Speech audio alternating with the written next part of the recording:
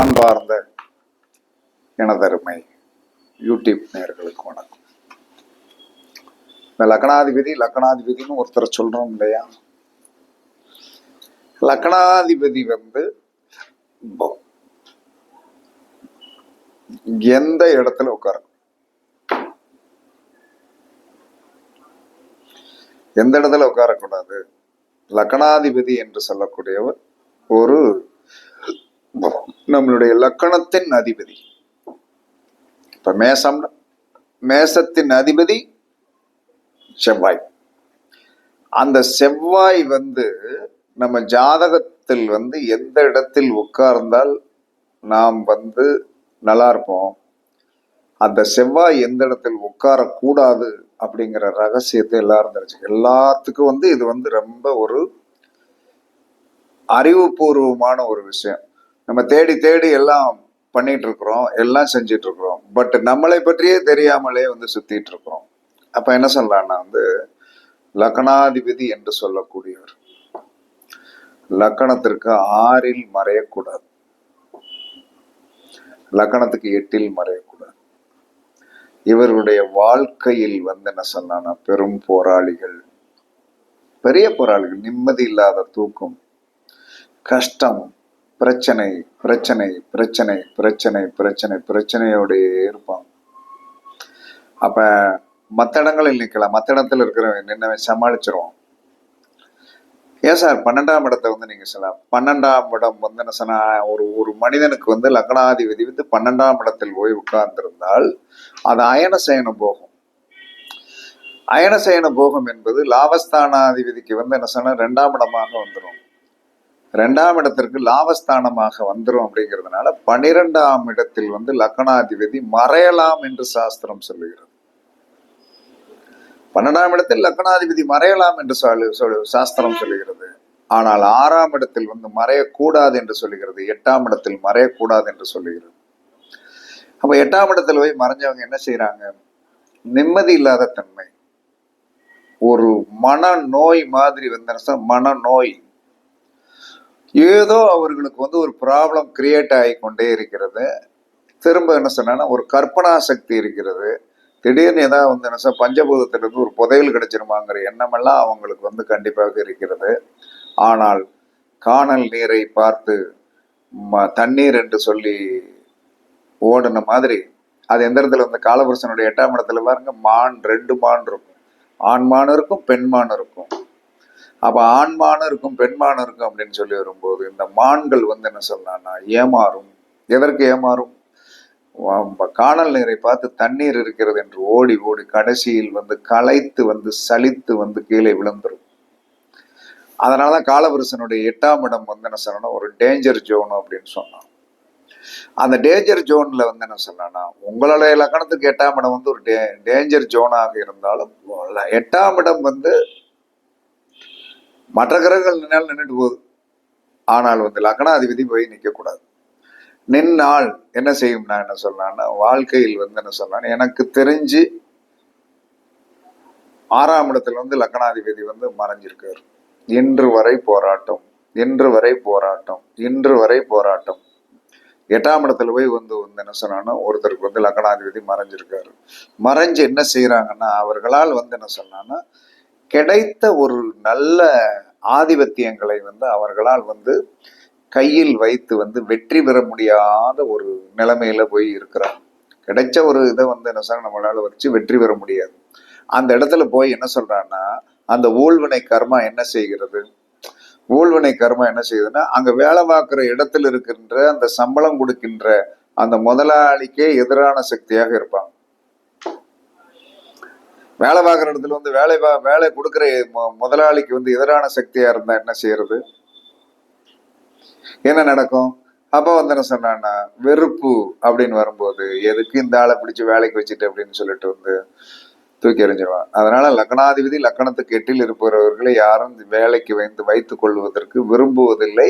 அது நமக்கு ஒரு மனக்குழப்பத்தை கொடுக்கும், ஒரு பிரச்சனையை கொடுக்கும். லக்னாதிபதி 6ல் மறைந்தவர்களை நீங்கள் பார்த்தீர்கள் என்று சொன்னான். அவர்களுக்கு என்ன சொல்றாங்கன்னா எப்ப பார்த்தாலும் என்ன சொன்னா வேலை பார்க்குற இடத்துல ஒரு பெரிய பெரிய பெரிய போராட்டம், எப்ப பார்த்தாலும் கடன், எப்ப பார்த்தாலும் கடன் கடன் கடன் கடன் கடன் கடன், எதிராளிகளுடைய தொந்தரவு, பிரச்சனைகளை சந்தித்து கொண்டே இருக்கிறார்கள். இது ஒரு பொதுவான கருத்தாக இருந்தாலும் லக்னாதிபதி வந்து என்ன சொன்னா 6 சாரம் வாங்கக்கூடாது. லக்னாதிபதி 8 சாரம் நல்லா இருக்கிற மாதிரி, ஏன்னா நான் நல்லா இருக்கேன் நல்லா இருக்கிற மாதிரி என் ஜாதத்துல பார்த்தீங்கன்னா லக்னாதிபதி வந்து என்ன சொல்றான்னா வந்து 6லயும் 8லயும் மறையலையா, ஆனா நான் நல்லா இல்லாம இருக்கணையா அப்படின்னா உங்களுடைய லக்னாதிபதி வாங்கிய சாரத்தை பாருங்க. அவர் 6 சாரமாக இருக்கும் அல்லது 8 சாரமாக இருக்கும். இப்படி இருந்தாலும் வந்து இவர்களுடைய வாழ்க்கையிலும் என்ன சொன்ன போராட்டங்கள், கஷ்டங்கள், பிணிகள், பிரச்சனைகள் கண்டிப்பா இருக்கு. இதெல்லாம் வந்து கர்ம வினையுடைய ஒரு தாக்கம் தான். இதுக்கு வந்து என்ன ரெமெடி அப்படின்னு சொல்லி வரும்போது ஒண்ணு சொல்லலாம். லக்னாதிபதி வந்து லக்னத்திற்கு 6ஆம் இடத்தில் போய் உட்கார்ந்து விட்டால் அவர்கள் மாதம் ஒரு முறை என்ன சொன்னாலும் குலதெய்வம் கோயிலுக்கு கண்டிப்பா போகணும். ஏன்னா 6ஆம் இடத்தில் இருக்கிற பிரச்சனையை தீர்க்கக்கூடிய சக்தி 5ஆம் இடத்தில் இருக்கின்ற தெய்வத்துக்கு தான் உண்டு. 5ஆம் இடத்துக்கு இருக்கிற தெய்வத்துக்கு தான். 5ஆம் இடம் யாரு? குலதெய்வம். அப்ப எந்த ஒரு மனிதனுடைய லக்னாதிபதி லக்னத்துக்கு 6ல் போய் மறைந்து விட்டது என்று சொன்னால் நீங்க என்ன செய்யணும்? குலதெய்வத்திற்கு வந்து மாதம் ஒரு முறை கண்டிப்பாக நீங்கள் போகணும். அந்த போகும்போது எந்த நட்சத்திரத்துல போகணும்? உங்களுக்கு எந்த 6ஆம் இடத்தில் போய் இருக்கிறதோ, எந்த இடத்துல இருக்குதோ அதற்கு 5ஆம் இடத்துல இருக்கிற நடு நட்சத்திரத்துல போங்க. சும்மா ஏதோ போனோம் ஏதோ வந்தெல்லாம் கவுத்தம்லாம் இருக்கக்கூடாது. 5ஆம் இடத்தில் சந்திரன் இருக்கணும். 5ஆம் இடத்தில் வந்து சந்திரன் இருக்கணும். அதுல 5ஆம் இடத்தில் இருக்கின்ற 3 நட்சத்திரங்களில் அந்த நடு நட்சத்திரங்களில் உங்களுக்கு தாராபலன் சரி இருக்கிறதோ, தாராபலன் சரியில்லையோ, அந்த தாராபலன் சரி இருந்தாலும் சரியில்லாவிட்டாலும் என்ன சொல்றான்னா வந்து நீங்கள் கண்டிப்பாக என்ன செஞ்சிருவீங்க? அங்க போகும்போது வெற்றி பெற்றுவீங்க. 2வது, உங்களுடைய முதல் குழந்தை தான் உங்களுடைய 6ஆம் பாவத்துடைய கர்மாவை அழிக்கக்கூடிய சக்தி. அந்த முதல் குழந்தையை எவ்வளவு தூரத்திற்கு வந்து நீங்கள் சந்தோஷமாக வைத்துக் கொள்ள முடியுமோ, எவ்வளவு தூரத்துக்கு வந்து அதோடைய பாலியத்திலிருந்து அதோடைய வளர்ச்சி பாதைகளில் நீங்கள் எவ்வளவு தூரத்திற்கு வந்து இன்புட் கொடுத்து என்ன சொல்றான்னா வந்து நீங்கள் அந்த குழந்தை மேல ரொம்ப அக்கறை செலுத்தி அந்த குழந்தை, ஏன்னா 6ஆம் பாவத்துல போய் நம்மளுடைய லக்னாதிபதி மாட்டிட்டார். நமக்கு பிறந்த குழந்தை தான் வந்து என்ன சொன்னா 5ஆம் பாவம். அந்த 5ஆம் பாவத்தை நீங்கள் வந்து தூக்கி கொஞ்சுவதன் மூலமாகவும், வளர்ந்த குழந்தை ஆயிடுச்சுன்னா பெண்ணாக இருந்தாலும் ஆணாக இருந்தாலும் அதன் மேல் நீங்கள் அதிகமான அக்கறை காட்டி காட்டி காட்டி காட்டி காட்டி காட்டி காட்டி காட்டி என்ன சொல்லலாம்னா உங்களுடைய கர்மாவை குறைத்து கொள்ளலாம். இதை தவிர வேற வழியே கிடையாது. அப்ப குலதெய்வமும் பிள்ளையும் தான் 6ஆம் பாவத்தில் வந்து லக்னாதிபதி மறைந்தவர்களுக்கு தீர்வு. அதே சமயத்துல வந்து என்ன சொன்னா 8ஆம் பாவத்தில் வந்து லக்னாதிபதி மறைஞ்சு போயிட்டார். 8ஆம் பாவத்தில் லக்னாதிபதி மறைந்து விட்டால் ஆணாக இருந்தாலும் பெண்ணாக இருந்தாலும் திருமணத்திற்கு பிறகுதான் யோகம் வரும்.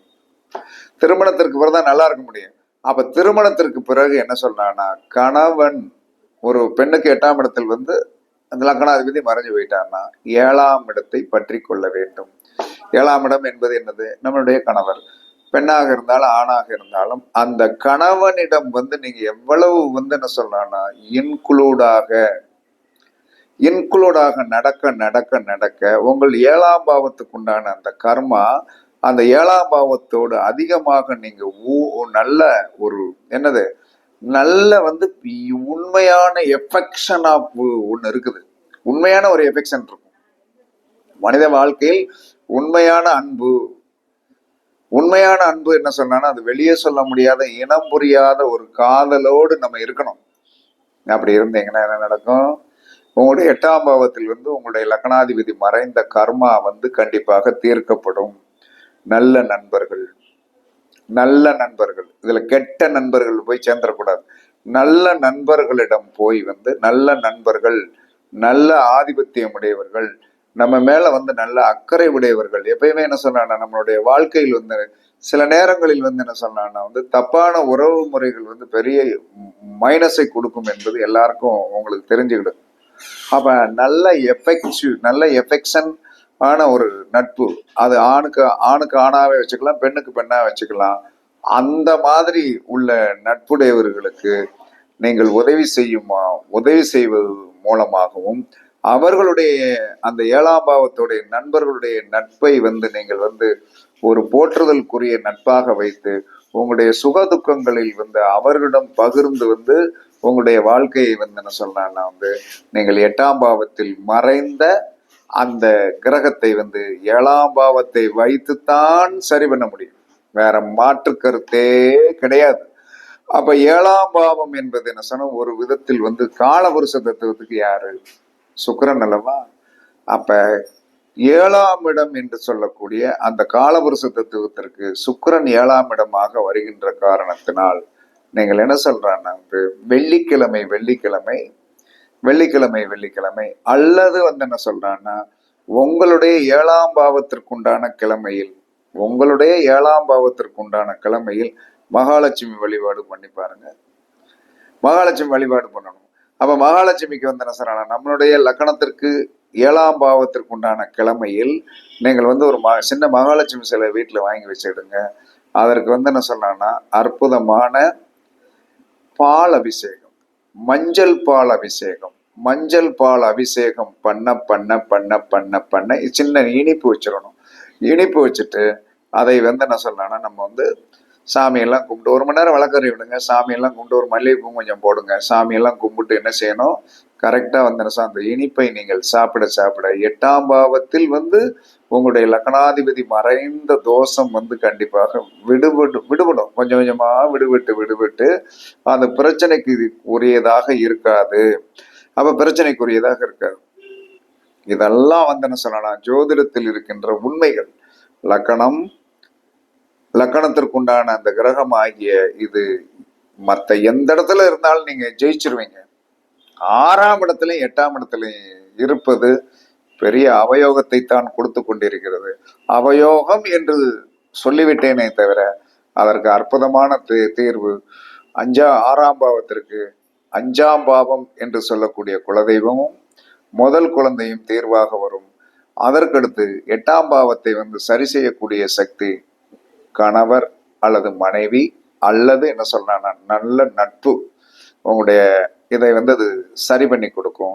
உங்களுடைய 7க்குடையவன் கிழமையில் மகாலட்சுமி வழிபாடு செய்ய செய்ய செய்ய செய்ய செய்ய செய்ய செய்ய செய்ய உங்களுடைய வாழ்க்கையில் வந்து என்ன சொல்லலாம்னா இந்த கர்மாக்கள் தீரும் என்று சாஸ்திரம் சொல்லுகிறது. இதெல்லாம் உண்மையானா 100% 100% வந்து என்ன சொன்னா உண்மையிலும் உண்மை உண்மையிலும் உண்மை உண்மையிலும் உண்மை. அப்ப நம்ம இதெல்லாம் வந்து தெரிஞ்சுக்கிட்டு இந்த மாதிரி நம்மகிட்ட இருக்கிற என்ன ரிப்பேர்களோ அந்த ரிப்பேர்களை நம்மளே சரி பண்ண முடியும். நம்மகிட்ட இருக்கிற ரிப்பேர்களை எங்கெங்கயோ கொண்டு எங்கெங்கயோ போனேன், அங்க போனேன், இங்க போனேன், அது நடக்கல இது நடக்கல நீங்கள் சொல்வதில் எந்தவித பயனுமே இல்லை. உங்களுடைய ஜாதகமே பிரச்சனை.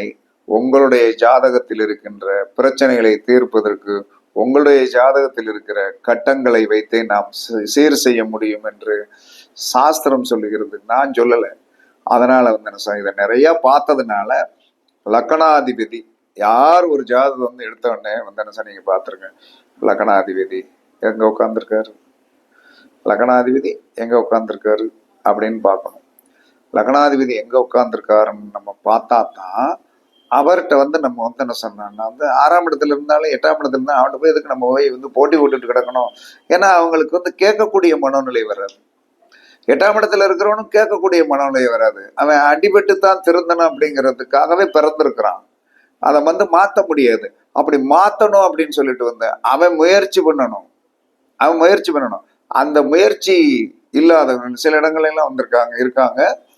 அந்த சாரங்கள் அந்த 6ஆம் இடத்துல இருக்கிறவங்களாம் பெரிய கஷ்டப்பட்டவங்களாம் வந்துட்டு கடைசியில வந்து என்ன சொல்றேன்னா அமைதியா சரண்டர் ஆகி வந்து கொஞ்சம் அவங்களுடைய பிரச்சனைகளை இன்னும் தீர்த்து கொண்டிருக்கிறார்கள். இது ஜோதிட ரீதியாக வந்து நம்ம சொல்லக்கூடியவரும் உங்க இது இப்படி இருக்குது, நீங்க எங்க போனாலும் என்ன சொல்லணும் கொஞ்சம் பொறுமையா அனுசரிச்சு போங்க அப்படிங்கணும். 2வது என்ன சொல்லலாம்னா வந்து இதெல்லாம் வந்து ஜோதிடத்தில் சொல்லப்படாத விதிகள்ல நம்ம